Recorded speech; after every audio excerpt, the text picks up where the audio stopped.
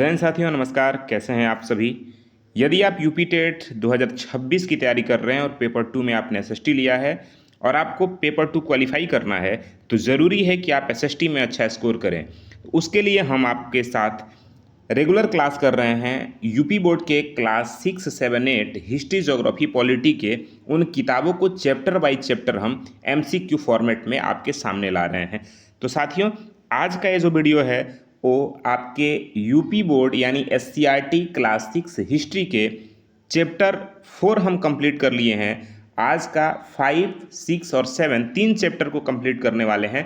तो नमस्कार, मेरा नाम विवेक पांडे है और आप देख रहे हैं टुडे एग्जाम स्टडी का यूट्यूब प्लेटफॉर्म। साथियों, चैनल पर नए हैं तो सब्सक्राइब करिए। इसी तरह के वीडियो कंटिन्यू हमारे चैनल पे आते रहेंगे, हम लोग मिल के पढ़ते रहेंगे। तो आइए पहले प्रश्न से शुरुआत करते हैं। ये आपके हिस्ट्री के 5वें पार्ट से ये प्रश्न लिया गया है। प्रश्न है मेरे भाई कि 6ठी शताब्दी ईसा पूर्व में उत्तर भारत में 16 महाजनपदों का अस्तित्व था। इन महाजनपदों की सूची हमें सर्वप्रथम किस बौद्ध ग्रंथ से प्राप्त होती है। साथियों, आपका जो पाठ है 5वां वो महाजनपद से संबंधित पाठ है, इसीलिए प्रश्न भी उसी टाइप के हैं। अब आपको बताना है, आपके सामने 4 विकल्प हैं: दीर्घ निकाय, अंगुत्तर निकाय, सूत निपात और विनय पीटक। बताइए सही विकल्प क्या होगा। तो मेरे भाई ध्यान रखिए, विकल्प बी आपका सही हो जाएगा, अंगुत्तर निकाय। देखिए साथियों, 6ठी शताब्दी ईसा पूर्व यानी लगभग 600 ईसा पूर्व में पूर्वी उत्तर प्रदेश और बिहार में लोहे के व्यापक उपयोग के कारण कृषि और अर्थव्यवस्था में बड़ा सुधार हुआ। इसके कारण लोग काबिलों यानी जनों से उठकर बड़े राज्यों के रूप में स्थापित हुए, जिन्हें महाजनपद कहा गया। साथियों, बौद्ध ग्रंथ के अंगुत्तर निकाय और जैन ग्रंथ के भगवती सूत्र में हमें पहली बार इन 16 महाजनपदों की प्रमाणिक सूची मिलती है। ये बात ध्यान रखना। आइए कुछ महत्वपूर्ण फैक्ट है, आप वो भी जान लीजिए। साथियों, इन 16 महाजनपदों में 8 महाजनपद अकेले वर्तमान उत्तर प्रदेश में स्थित थे। तो अब चूंकि आप यूपी टेट का एग्जाम दे रहे हैं, इसलिए हमने उत्तर प्रदेश को खास यहाँ टैग कर दिया है, क्योंकि यूपी टेट परीक्षा के लिए सबसे ज़्यादा जरूरी है ये जानना आपको कि वो 8 महाजनपद उत्तर प्रदेश में कहाँ कहाँ थे। तो पहला काशी, जिसकी राजधानी वाराणसी थी। दूसरा कौशाम्बी, जिसे वत्स कहा जाता है, उसकी राजधानी कौशाम्बी थी। तीसरा है कोसल, जिसकी राजधानी श्रावस्ती या अयोध्या थी। साथियों, चौथा है मध्य प्रदेश, जिसकी राजधानी कुशीनगर, पावागढ़ यानी पडरौना वर्तमान के कुशीनगर जिले में थी। और 5वें की बात करें कुरु, जिसकी राजधानी इंद्रप्रस्थ थी। छठा था पंचाल साथियों, इसकी राजधानी कांपिल्य थी या अहिछद्र कह सकते हैं।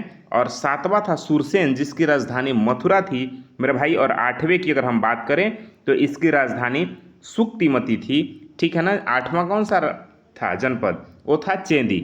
इन 16 महाजनपदों में 2 प्रकार की शासन व्यवस्था थी, पहली राजतंत्र और दूसरी गणतंत्र। साथियों, जहां राजा का शासन होता है उसे राजतंत्र कहते हैं, और जहां शासन जनता के प्रतिनिधि द्वारा हो, संघ द्वारा होता है, उसे हम गणतंत्र कहते हैं। जैसे वज्जी और मल प्रदेश, जहां गणतंत्र व्यवस्था थी। साथियों, दक्षिण भारत में स्थित एकमात्र महाजनपद है जो अस्मक है, जिसकी राजधानी पोतन या पोटली था, जो गोदावरी नदी के किनारे स्थित था। तो ये महत्वपूर्ण फैक्ट हैं। अगले प्रश्न की तरफ बढ़ते हैं। प्रश्न यह है कि सूची 1 जो महाजनपद है उसको सूची 2 यानी राजधानी से सुमेलित कीजिए और नीचे दिए गए कूट का सही उत्तर दीजिए। साथियों, आइए हम मिलान करते हैं और आपको बताना है मगध है, अंग है, कोसल है, गंधार है। अब आपको बताना है कि इनमें किसकी राजधानी कहाँ थी, बताइए। देखिए मेरे भाई, सही विकल्प आप चयन करिए, बताइए क्या होगा। तो देखेंगे जब आप, तो जो मगध थी ना, उसकी राजधानी राजगृह थी, जिसे गिरिब्रज भी कहा गया। और अगर हम बात करें अंग प्रदेश की तो इसकी राजधानी चंपा थी मेरे भाई। वहीं अगर हम बात करें कोसल की तो इसकी राजधानी श्रावस्ती थी। और गंधार की बात करें साथियों तो इसकी राजधानी तक्षशिला थी। इस तरह से जब आप ऑप्शन पे चलेंगे तो आप पाएंगे कि इसका जो सही उत्तर है वो विकल्प ए सही है। ध्यान रखेंगे। देखिए, कुछ महत्वपूर्ण बात है, आप वो भी जान लीजिए। साथियों, अगर हम बात करें आपके मगध की, जिसकी राजधानी गिरिब्रज या राजगृह थी, यह 16 महाजनपदों में सबसे शक्तिशाली महाजनपद हुआ करता था साथियों। इसके उत्तर में गंगा, पश्चिम में सोन और पूर्व में चंपा नदी बहती थी, जो इसे प्राकृतिक सुरक्षा देती थी साथियों। अगर हम अंग प्रदेश यानी चंपा की बात करें तो यह आधुनिक बिहार के भागलपुर और मुंगेर जिले में स्थित था साथियों। यह चंपा नदी और मगध के बीच सीमा बनाती थी। अगर हम बात करें कोसल श्रावस्ती की तो साथियों यह उत्तर प्रदेश के फैजाबाद, गोंडा, बहराइच क्षेत्र में फैला हुआ था, जो कि सरयू नदी इसे 2 भागों में बांटती थी। और अगर हम बात करें गंधार की तो साथियों यह तक्षशिला, यह वर्तमान के पाकिस्तान के रावलपिंडी और पेशावर क्षेत्र में स्थित था साथियों। तक्षशिला उस समय शिक्षा और व्यापार का विश्व प्रसिद्ध केंद्र था। कुछ महत्वपूर्ण फैक्ट है, आप वो भी जान लीजिए। मगध की इस प्रारंभिक राजधानी राजगृह को बिंबिसार ने बसाया था साथियों। अगर हम बात कर रहे हैं मगध की राजधानी, जो कि प्रारंभिक राजधानी हुआ करती थी राजगृह, तो उस राजगृह को बिंबिसार ने बसाया था और यह 5 पहाड़ियों से घिरा हुआ यह सुरक्षित नगरी था। बुद्ध के काल में मगध का राजा बिंबिसार हर्यक वंश का जो था, ठीक है ना, और कोसल का राजा प्रसेनजित था। ठीक, चलिए अगले प्रश्न की तरफ बढ़ते हैं। अगला प्रश्न आपके सामने है, जैन धर्म के संदर्भ में निम्नलिखित कथनों पर विचार कीजिए। कथन है कि जैन धर्म के प्रथम तीर्थंकर थे ऋषभदेव, जिन्हें इस धर्म का संस्थापक माना जाता है। दूसरा कथन है कि पार्श्वनाथ जैन धर्म के 23वें तीर्थंकर थे, जो काशी यानी वाराणसी के राजा अश्वसेन के पुत्र थे। तीसरा कथन है मेरे भाई कि वर्धमान महावीर जैन धर्म के 24वें और अंतिम तीर्थंकर थे, जिन्होंने जैन धर्म में ब्रह्मचर्य नामक 5वां महाव्रत को जोड़ा। अब कथन आपको बताना है कि कौन से सही है। 4 विकल्प आपके सामने है, सत्य कथन का चयन करना है मेरे भाई। देखिए आप पाएंगे कि इसका सही विकल्प ऑप्शन नंबर डी हो जाएगा, यानी पहला, दूसरा और तीसरा सभी कथन इसके सही है मेरे भाई। ध्यान रखिएगा, जैन शब्द संस्कृत के जिन शब्द से बना है, जिसका अर्थ होता है विजेता, यानी जिसने इंद्रियों को जीत लिया हो। इस धर्म में कुल 24 महापुरुष हुए, जिन्हें तीर्थंकर कहा गया साथियों। पहले तीर्थंकर हुए ऋषभदेव, जो आदिनाथ के नाम से जाने गए। 23वें तीर्थंकर हुए पार्श्वनाथ, जिन्होंने 4 महाव्रत यानी सत्य, अहिंसा, अस्तेय और अपरिग्रह, ये 4 महाव्रत शुरू किए। 24वें तीर्थंकर हुए महावीर स्वामी, इसमें 5वां महाव्रत उन्होंने ब्रह्मचर्य को जोड़ करके इसे पूरा कर दिया। साथियों कुछ महत्वपूर्ण फैक्ट है, आप वो भी जान लीजिए। अगर बात कर रहे हैं महावीर स्वामी की, तो इनका जन्म 540 ईसा पूर्व हुआ था। कुछ अन्य स्रोत में आपको 599 ईसा पूर्व भी देखने को मिलेगा। साथियों बिहार के वैशाली के पास कुंडक ग्राम में इनका जन्म हुआ था। साथियों इनके पिता का नाम सिद्धार्थ, जिसे ज्ञात्रिक क्षत्रिय कुल के प्रधान थे, और माता का नाम त्रिशला था। साथियों त्रिशला लिच्छवी राजा चेटक की बहन थी, यह भी आपको ध्यान रखना है। इन्होंने 12 वर्ष की कठोर तपस्या के बाद जम्भृक ग्राम के पास ऋजुपालिका नदी के तट पर साल वृक्ष के नीचे कैवल्य यानी सर्वोच्च ज्ञान प्राप्त किया, जिसके बाद वे महावीर कहलाए या केवलीन कहलाए। ध्यान रखिएगा, केवलीन या महावीर उन्हें कहा गया, ठीक है ना। जैन धर्म के त्रिरत्न हैं साथियों। जैन धर्म में त्रिरत्न है, क्या है? सम्यक ज्ञान, सम्यक दर्शन, सम्यक ज्ञान और सम्यक चरित्र, ये त्रिरत्न है साथियों। अगले प्रश्न की तरफ बढ़े। अगला प्रश्न बौद्ध धर्म से संबंधित है। प्रश्न है कि बौद्ध धर्म के संस्थापक गौतम बुद्ध के जीवन से जुड़ी घटनाओं के संदर्भ में निम्नलिखित कथनों पर विचार कीजिए। कथन है साथियों कि गौतम बुद्ध का जन्म 563 ईसा पूर्व में कपिलवस्तु के निकट लुम्बिनी नामक वन में हुआ था साथियों। दूसरा कथन है बुद्ध द्वारा सांसारिक समस्याओं से दुखी होकर गृह त्याग करने की घटना को बौद्ध ग्रंथों में महाभिनिष्क्रमण कहा गया है। तीसरा कथन है साथियों ज्ञान प्राप्ति के बाद बुद्ध ने अपना प्रथम उपदेश सारनाथ में दिया, जिसे धर्म चक्र प्रवर्तन कहा जाता है। अब आपको बताना है उपरोक्त में से कौन से कथन सत्य है मेरे भाई। तो जब आप देखेंगे तो इसके सही विकल्प ऑप्शन नंबर डी हो जाएंगे, यानी पहले, दूसरे और तीसरे सभी कथन सही है। बात बिल्कुल ठीक है साथियों कि गौतम बुद्ध, जिन्हें एशिया का ज्योतिपुंज यानी लाइट ऑफ एशिया कहा जाता है साथियों, इनका जन्म 563 ईस्वी पूर्व में शाक्य क्षत्रिय कुल के राजा सुद्धोधन के यहाँ हुआ था। इनकी माता का नाम महामाया था। ध्यान रखेंगे। दूसरा जो कथन था साथियों, 29 वर्ष की आयु में सिद्धार्थ ने सत्य की खोज के लिए रात में चुपके से अपनी पत्नी यशोधरा और पुत्र राहुल को छोड़ करके गृह त्याग दिया, जिसे बौद्ध धर्म में महाभिनिष्क्रमण के नाम से जाना गया। साथियों 35 वर्ष की आयु में वैशाख पूर्णिमा के दिन बोध गया बिहार में निरंजना नदी यानी फाल्गु नदी के तट पर पीपल के वृक्ष के नीचे इन्हें ज्ञान की प्राप्ति हुई, इसलिए इसके बाद ज्ञान प्राप्ति के बाद इन्हें बुद्ध कहा गया, यह बुद्ध कहलाए। और उन्होंने वाराणसी के निकट सारनाथ में ऋषि पतनम में 5 ब्राह्मण सन्यासियों को अपना पहला उपदेश दिया था, जिसे बौद्ध धर्म में महाधर्म चक्र प्रवर्तन के नाम से जाना गया। साथियों, कुछ महत्वपूर्ण फैक्ट है, आप वो भी जान लीजिए। इनके जन्म का प्रतीक कमल और सांड है। गृह त्याग, जिसे महाभिनिष्क्रमण के नाम से जाना जाता है, उसका प्रतीक घोड़ा है। साथियों, ज्ञान का प्रतीक बोधि वृक्ष या पीपल का वृक्ष है। प्रथम उपदेश धर्म चक्र प्रवर्तन कहलाया, इसका प्रतीक चक्र है। साथियों, इनकी मृत्यु कुशीनगर में हुई। जो स्तूप मृत्यु का जो प्रतीक है वो स्तूप है, और बौद्ध धर्म में इनके मृत्यु को महापरिनिर्वाण के नाम से जाना गया साथियों, जो कि कुशीनगर में है। ध्यान रखेंगे। अगले प्रश्न की तरफ बढ़ते हैं। अगला प्रश्न है, गौतम बुद्ध की मृत्यु महापरिनिर्वाण उत्तर प्रदेश के किस प्रसिद्ध स्थल पर हुई थी, जो उस समय मल्ल महाजनपद की राजधानी थी? तो साथियों, इसका सही विकल्प अभी मैंने बताया आपको, कुशीनगर हो जाएगा। विकल्प बी आपका सही हो जाएगा। ध्यान रखेंगे। देखिए, 483 ईसा पूर्व में 80 वर्ष की आयु में चुंद नामक कर्मकार द्वारा दिए गए भोजन को ग्रहण करने के बाद इनकी मृत्यु हो जाती है। बौद्ध परंपरा में इस घटना को महापरिनिर्वाण के नाम से जाना जाता है। साथियों, यह कुशीनगर के उत्तर प्रदेश के कुशीनगर जिले में बुद्ध के काल में यह मल्ल महाजनपद का हिस्सा हुआ करता था। साथियों, ध्यान रखेंगे, यहाँ उनका बौद्ध स्तूप है, और बुद्ध ने अपने जीवन के सर्वाधिक उपदेश कहाँ दिए? कौशल देश की राजधानी श्रावस्ती में दिए थे। साथियों, उत्तर प्रदेश के कौशाम्बी नगर स्थल पर बुद्ध कई बार आए थे।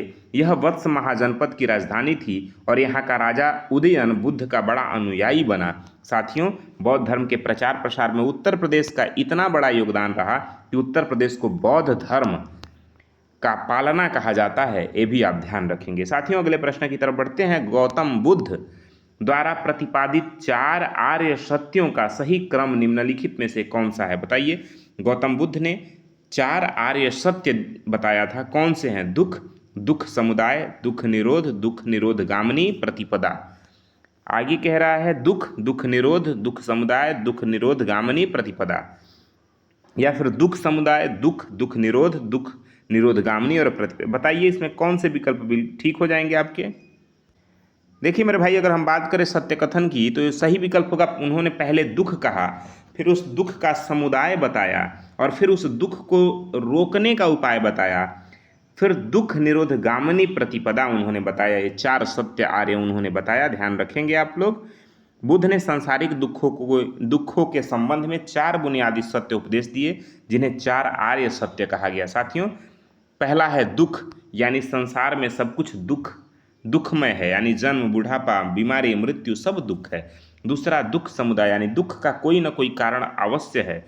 दुखों का सबसे बड़ा कारण तृष्णा या तीव्र इच्छा है। साथियों, तीसरा उन्होंने बताया दुख निरोध, यानी दुख का अंत संभव है, इच्छाओं पर विजय पाकर दुखों से छुटकारा मिल सकता है। चौथा है दुख निरोध गामिनी प्रतिपदा, यानी दुख के अंत का एक निश्चित मार्ग है, जिसे अष्टांगिक मार्ग कहा गया। साथियों, कुछ महत्वपूर्ण फैक्ट है, आप वो भी जान लीजिए। दुखों से मुक्ति पाने के लिए बुद्ध ने 8 रास्ते बताए, जिसे अष्टांगिक मार्ग कहा गया। ठीक है ना? तो यह बात आपको ध्यान रखना है। बौद्ध धर्म के पवित्र ग्रंथों को त्रिपिटक कहा जाता है, जो पाली भाषा में लिखे गए हैं। साथियों, सुत्त पिटक इसमें बुद्ध के धार्मिक विचार और उपदेशों का संग्रह है। तो ये महत्वपूर्ण फैक्ट है, आप ध्यान रखिएगा। विनय पिटक की बात करें तो इसमें बौद्ध संघ के नियमों और अनुशासन का विवरण है, और अभिधम्म पिटक की बात करें साथियों तो इसमें बौद्ध दर्शन की व्याख्या की गई है। आगे बढ़ते हैं अगले प्रश्न की तरफ। महात्मा बुद्ध की मृत्यु के बाद बौद्ध धर्म के सिद्धांतों और उपदेशों को संकलित करने के लिए 4 बड़ी संगतियाँ यानी सभाओं का आयोजन हुआ। द्वितीय बौद्ध संगति का आयोजन किसके शासनकाल में वैशाली में किया गया था, आपको बताना है। देखिए मेरे भाई, द्वितीय बौद्ध संगति का आयोजन कालाशोक के शासनकाल में हुआ था, तो विकल्प बी आपका सही है। ध्यान रखेंगे आप लोग। बुद्ध के महापरिनिर्वाण के ठीक 100 वर्ष बाद यानी 383 ईसा पूर्व वैशाली में द्वितीय बौद्ध संगति बुलाई गई थी। इस समय मगध का शासक शिशुनाग वंश का कालाशोक, जिसे काकवर्ण था, काकवर्ण भी कहा जाता था। इस सभा की अध्यक्षता साबाकामी यानी सर्वकामनी ने की थी। इसी संगति में बौद्ध संघ में पहली बार मतभेद हुआ और वह स्थाविर तथा महासंधिक नामक दो समूहों में विभाजित हो गया। साथियों, कुछ महत्वपूर्ण फैक्ट है, आप वो भी जान लीजिए। प्रथम बौद्ध संगति जो होती है 483 ईसा पूर्व राजगृह में होती है, ठीक है ना, सप्तपर्णी गुफा में, जिसका अजातशत्रु जो हर्यक वंश का था और इसकी अध्यक्षता महाकश्यप ने की। साथियों, द्वितीय बौद्ध संगति की बात करें तो यह वैशाली में हुआ। 383 ईसा पूर्व शिशुनाग साबाकामी वंश का एक शासक था शिशुनाग, उसने इसकी अध्यक्षता की थी। जो शिशुनाग था, शिशुनाग के शासनकाल के समय में द्वितीय बौद्ध संगति का आयोजन हुआ, जो इसकी अध्यक्षता साबाकामी ने की, ध्यान रखेंगे। फिर से एक बार आप समझिए इसको। देखिए, प्रथम बौद्ध संगति होती है 483 ईसा पूर्व, राजगृह में होती है, ठीक है ना। सप्तपर्णी गुफा अजातशत्रु के शासनकाल में होती है। अजातशत्रु जो हर्यक वंश के शासक थे, इसकी अध्यक्षता महाकश्यप ने की। द्वितीय बौद्ध संगति वैशाली में होती है कालाशोक के शासनकाल में, जो शिशुनाग वंश के शासक थे। साबाकामी इसकी अध्यक्षता करते हैं। तृतीय बौद्ध संगति पाटलिपुत्र में होती है अशोक के समय में, जो मौर्य वंश के शासक थे। मोगलीपुत्र तिस्क इसके अध्यक्ष थे। चतुर्थ बौद्ध संगति होती है कुंडलवन में, जो कि कश्मीर में है। कनिष्क के शासनकाल में होती है, जो कि कुषाण वंश के शासक थे। उपाध्यक्ष इसके अश्वघोष थे। ये बात आपको ध्यान रखनी है। चौथी बौद्ध संगति कश्मीर में ही बौद्ध धर्म दो स्पष्ट संप्रदायों में बट गया, हीनयान और महायान, ठीक है ना, तो ये ध्यान रखेंगे। आगे बढ़ते हैं अगले प्रश्न की तरफ। जैन धर्म के सिद्धांतों के अनुसार त्रिरत्न में निम्नलिखित में से कौन सा शामिल नहीं है, बताइए। तो साथियों, हमने पढ़ा सम्यक दर्शन, सम्यक ज्ञान, ठीक है ना, सम्यक दर्शन, सम्यक ज्ञान, सम्यक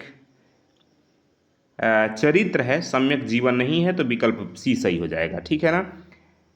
आगे बढ़ते हैं।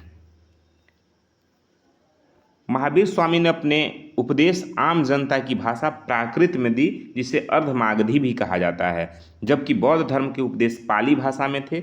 महावीर स्वामी के प्रथम शिष्य उनके दामाद जमाली बने थे और जैन धर्म की पूरी तरह हिंसा पर बल दिया था। इसी कारण इसमें युद्ध और कृषि दोनों वर्जित माने गए हैं, क्योंकि कृषि करने से भी सूक्ष्म जीवों की हत्या होती है। आगे बढ़ते हैं। मगध साम्राज्य के उत्कर्ष के संदर्भ में निम्नलिखित राजाओं को उनके सही कालक्रम यानी पहले से बाद के क्रम में व्यवस्थित कीजिए। अजातशत्रु, बिंबिसार, महापद्मनंद और उदयन। अब चार कूट है, सही विकल्प आप बताइए। मगध साम्राज्य के उत्कर्ष के संबंध में बताना है, पहले से बाद के क्रम में, बताइए। देखिए, अगर पहले से बाद के क्रम में बात करें तो सबसे पहले बिंबिसार होते हैं, फिर अजातशत्रु होते हैं, फिर उदयन होते हैं, फिर महापद्मनंद होते हैं, ठीक है ना, ध्यान रखेंगे आप लोग। साथियों, मगध साम्राज्य को शक्तिशाली बनाने में हर्यक वंश और नंद वंश के राजाओं का बड़ा योगदान था। इनका सही क्रम इस प्रकार है। बिंबिसार, जो कि हर्यक वंश की स्थापना की और वैवाहिक संबंध तथा युद्ध नीति से मगध का विस्तार किया। उसके बाद अजातशत्रु, यह बिंबिसार का पुत्र था, जिसने अपने पिता की हत्या करके गद्दी प्राप्त की थी। इसे कुणिक भी कहा जाता है। उसके बाद उदयन, उसने अजातशत्रु के बाद शासन किया। महापद्मनंद लगभग 344 ईसा पूर्व, यह नंद वंश के संस्थापक थे, जिसने हर्यक और शिशुनाग वंश के बहुत बाद शासन किया था, ठीक है। महत्वपूर्ण फैक्ट जान लीजिए। राजा उदयन ने ही गंगा और सोन नदियों के संगम पर पाटलिपुत्र यानी आधुनिक पटना नगर की स्थापना की थी और मगध की राजधानी को राजगृह से पाटलिपुत्र शिफ्ट किया था, स्थानांतरित किया था। महापद्मनंद को इतिहास में सर्वक क्षत्रांतक यानी क्षत्रियों का नाश करने वाला और भार्गव यानी दूसरे परशुराम का अवतार कहा गया। इस वंश का अंतिम राजा घनानंद था, जिसे चंद्रगुप्त मौर्य ने हरा करके मौर्य वंश की स्थापना की। आगे बढ़ते हैं। 6ठी शताब्दी ईसा पूर्व के प्रसिद्ध गणराज्यों के संदर्भ में कौन सा युग्म गलत सुमेलित है, बताइए। गलत बताना है। देखिए मेरे भाई, शाक्य कपिलवस्तु सही है, कोलीय रामग्राम सही है, मोलीय पिपलीवन सही है, लिच्छवी पावापुरी ये गलत है, ठीक है ना। तो इसलिए विकल्प डी सही हो जाता है। चलिए आगे बढ़ते हैं। तो ये आपके चैप्टर नंबर 5 के जो भी महत्वपूर्ण प्रश्न बन सकते थे वो कंप्लीट हुए। अब आगे बढ़ते हैं चैप्टर नंबर 6 की तरफ। पहला प्रश्न है, मौर्य वंश की स्थापना के संदर्भ में निम्नलिखित कथनों पर विचार कीजिए। बताइए, चंद्रगुप्त मौर्य ने अपने गुरु चाणक्य की सहायता से नंद वंश के अंतिम शासक घनानंद को पराजित कर मौर्य साम्राज्य की स्थापना की। दूसरा कथन है, चाणक्य द्वारा रचित अर्थशास्त्र नामक ग्रंथ से मौर्य काल की राजनीतिक, प्रशासनिक और सामाजिक स्थिति के विस्तृत जानकारी मिलती है। तीसरा है, यूनानी शासक सेल्यूकस निकेटर ने मेगास्थनीज को अपने राजदूत के रूप में चंद्रगुप्त मौर्य के दरबार में भेजा था। अब आपको उपरोक्त में से कौन से कथन सत्य हैं बताने हैं। तो मेरे भाई ध्यान रखेंगे, सही विकल्प ऑप्शन नंबर डी हो जाएगा, यानी पहला, दूसरा और तीसरा सभी कथन सही हैं। 322 ईसा पूर्व में चंद्रगुप्त मौर्य ने मगध के राजा घनानंद को हरा करके और मौर्य वंश की स्थापना की थी, चाणक्य अपने गुरु विष्णुगुप्त यानी चाणक्य के मार्गदर्शन में। साथियों, चाणक्य कौटिल्य का ग्रंथ अर्थशास्त्र जो कि राजनीतिक और लोक प्रशासन से संबंधित है, तो यह भी विकल्प बिल्कुल ठीक हो जाता है। तीसरा, 305 ईसा पूर्व में चंद्रगुप्त मौर्य ने यूनानी राजा सेल्यूकस निकेटर को युद्ध में पराजित किया। संधि के बाद सेल्यूकस ने अपनी पुत्री कार्नेलिया यानी हेलेना का विवाह चंद्रगुप्त से किया और अपने राजदूत मेगास्थनीज को उसके दरबार यानी पाटलिपुत्र में नियुक्त किया। तो ये ध्यान रखेंगे, कुछ महत्वपूर्ण फैक्ट है, आप जान लीजिए। मेगास्थनीज ने पाटलिपुत्र में रहते हुए इंडिका नामक सुप्रसिद्ध पुस्तक लिखी थी, जो मौर्य प्रशासन को जानने का दूसरा सबसे बड़ा स्रोत है। साथियों, इंडिका के अनुसार मौर्य काल में पाटलिपुत्र का प्रशासन 30 सदस्यों की एक समिति करती थी, जो 6 अलग अलग उप समितियों यानी प्रत्येक में 5 सदस्य में बंटी हुई थी। मेगास्थनीज ने भारतीय समाज को 7 जाति यानी वर्गों में विभाजित किया था, जैसे दार्शनिक, कृषि, सैनिक, अहीर, कारीगर, निरीक्षक और सभासद। चंद्रगुप्त मौर्य अपने जीवन के अंतिम दिनों में जैन मुनि भद्रबाहु के साथ कर्नाटक के श्रावणबेलागोला चले गए थे और वहां सल्लेखना पद्धति यानी उपवास द्वारा प्राण त्याग दिए थे। बात ध्यान रखिएगा, ठीक है। अगला प्रश्न है कि सम्राट अशोक के इतिहास को जानने का सबसे प्रामाणिक स्रोत उनके शिलालेख और स्तंभ लेख हैं। अशोक के अभिलेखों को सर्वप्रथम 1837 ईस्वी में किस विद्वान ने पढ़ने में सफलता प्राप्त की थी, बताइए। तो सही विकल्प ऑप्शन नंबर बी हो जाएगा, यानी जेम्स प्रिंसेप ने इसको सबसे पहले पढ़ा था, ठीक है। ध्यान रखेंगे, 1837 में जेम्स प्रिंसेप सबसे पहले अशोक के दिल्ली टोपड़ा अभिलेख की ब्राह्मी लिपि को सफलतापूर्वक पढ़ा गया था, ठीक है ना। कुछ और महत्वपूर्ण फैक्ट है वो भी जान लीजिए। अशोक के अधिकांश अभिलेख प्राकृत भाषा में लिखे गए हैं। इन अभिलेखों में मुख्य रूप से 4 लिपियों का प्रयोग हुआ है, ब्राह्मी लिपि, खरोष्ठी लिपि, ठीक है ना। ब्राह्मी लिपि जो बाएं से दाएं लिखी जाती है। साथियों, बात करें खरोष्ठी लिपि की, यह उत्तर पश्चिम भारत जैसे मनसेहरा और शाहबाज गढ़ी जो अब पाकिस्तान में है, यह लिपि दाएं से बाएं लिखी जाती थी। और अरामी और ग्रीक जो यूनानी लिपि है, ठीक है ना। आगे बढ़ते हैं। सम्राट अशोक के जीवन को पूरी तरह से बदल देने वाले सुप्रसिद्ध कलिंग युद्ध का वर्णन उनके किस मुख्य अभिलेख शिलालेख में मिलता है। साथियों, अब आपको बताना है कि कलिंग युद्ध का वर्णन किस शिलालेख में प्राप्त होता है। 5वें शिलालेख, 10वें शिलालेख, 13वें शिलालेख या 11वें शिलालेख। तो साथियों, सही विकल्प ऑप्शन नंबर डी है, यानी 13वें शिलालेख में। देखिए, अशोक के 14 बृहद शिलालेखों में से 13वां शिलालेख सबसे बड़ा और ऐतिहासिक रूप से सबसे महत्वपूर्ण है। इसी शिलालेख में अशोक ने अपने राज्याभिषेक के 8वें वर्ष में हुए कलिंग युद्ध, कलिंग कहाँ है, उड़ीसा में है वर्तमान के, उसका वर्णन प्राप्त होता है उसमें, ठीक है ना। तो ये ध्यान रखेंगे। कुछ महत्वपूर्ण फैक्ट है वो भी जान लीजिए। कलिंग युद्ध के बाद अशोक ने प्रसिद्ध भिक्षु उपगुप्त से बौद्ध धर्म की दीक्षा ली थी। इसी 13वें शिलालेख में अशोक के समकालीन 5 यूनानी राजाओं के नाम मिलते हैं, जहां उन्होंने अपने बौद्ध धर्म के दूत यानी धम्म महापात्र भेजे थे। ठीक है, चलिए आगे बढ़ते हैं अगले प्रश्न की तरफ। मौर्य काल के प्रशासनिक विभाजन और उनके प्रमुखों के संदर्भ में निम्नलिखित में से कौन सा युग्म गलत सुमेलित है, बताइए। साम्राज्य, राजा, प्रांत, चक्र यानी कुमार या आर्यपुत्र, जिला, स्थानिक या राजुक, ग्राम, गोप। तो देखिए जो गलत उत्तर है वो है ग्राम, यानी सबसे छोटी इकाई को गोप नहीं कहा जाता था, ये ध्यान रखना है। ठीक है ना। मौर्य काल में ग्राम यानी गांव के प्रधान या मुखिया को ग्रामीण या ग्रामीक कहा जाता था। गोप 10 गांव के समूह को संभालने वाला अधिकारी होता था, ये ध्यान रखना है। आगे बढ़ते हैं अगले प्रश्न की तरफ। सम्राट अशोक द्वारा प्रतिपादित धम्म के संदर्भ में कौन सा कथन असत्य है। अशोक का धम्म कोई नया धम्म नहीं था, बल्कि यह नैतिक नियमों की एक आचार संहिता थी। धम्म के सिद्धांतों के तहत बड़ों का आदर करना, दासों के प्रति उदारता और जीव हिंसा न करना शामिल था। अशोक ने अपने धम्म के प्रचार के लिए केवल भारत के भीतर ही दूत भेजे थे, विदेशों से उनका कोई संपर्क नहीं था। और धम्म के विचारों को आम जनता तक पहुंचाने और उनकी समस्याओं को सुनने के लिए धम्म महापात्र नामक अधिकारी नियुक्त की गई थी। तो साथियों इसका सही विकल्प ऑप्शन नंबर सी है। ठीक है ना, गलत पूछा है इसलिए ऑप्शन नंबर सी है, ध्यान रखेंगे। चलिए आगे बढ़ते हैं। भारत का राष्ट्रीय चिन्ह अशोक चिन्ह चतुर्मुख स्तंभ सिर्फ उत्तर प्रदेश के किस ऐतिहासिक स्थान से लिया गया है। क्या प्रयागराज, सारनाथ, श्रावस्ती या संकित्सा। तो साथियों सारनाथ जो कि वाराणसी में है राइट आंसर है, ध्यान रखेंगे। देखिए सम्राट अशोक ने सारनाथ में जिस सिंह स्तंभ का निर्माण करवाया था उसी के शीर्ष भाग को भारत सरकार ने 26 जनवरी 1950 को राष्ट्रीय चिन्ह के रूप में अपनाया। ठीक है, ध्यान रखेंगे। इस स्तंभ के निचले हिस्से फलक पर एक चक्र बना है जिसे धर्म चक्र कहते हैं। इस चक्र में 24 तीलियां हैं जो हमारे राष्ट्रीय ध्वज के मध्य में स्थित है। इस चक्र में दाईं और बाईं ओर 4 पशुओं की आकृतियां उभरी हुई हैं जो गतिशील अवस्था में है।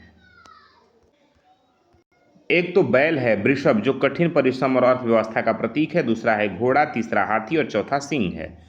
ठीक है ना। इसी राष्ट्रीय चिन्ह के नीचे देवनागरी लिपि में लिखी हुई है सत्यमेव जयते, यानी सत्य की ही विजय होती है। यह सूक्त, यह वाक्य प्रसिद्ध उपनिषद एक है मंडूकोपनिषद। तो सत्यमेव जयते कहाँ से लिया गया है, तो मंडूकोपनिषद से लिया गया है, ये भी बात आप ध्यान रखेंगे। मौर्य काल में कृषि और सिंचाई व्यवस्था को सुदृढ़ करने के लिए गुजरात के गिरनार क्षेत्र में सुदर्शन झील का निर्माण किस मौर्य शासक के आदेश पर उसके प्रांतीय राज्यपाल यानी पुष्यगुप्त द्वारा करवाया गया था, बताइए। 4 विकल्प है, सही विकल्प बताइए। तो इसका सही विकल्प ऑप्शन नंबर 1 यानी चंद्रगुप्त मौर्य हो जाएगा। ध्यान रखेंगे साथियों, मौर्य शासक प्रजा के कल्याण और कृषि पर ध्यान देते थे।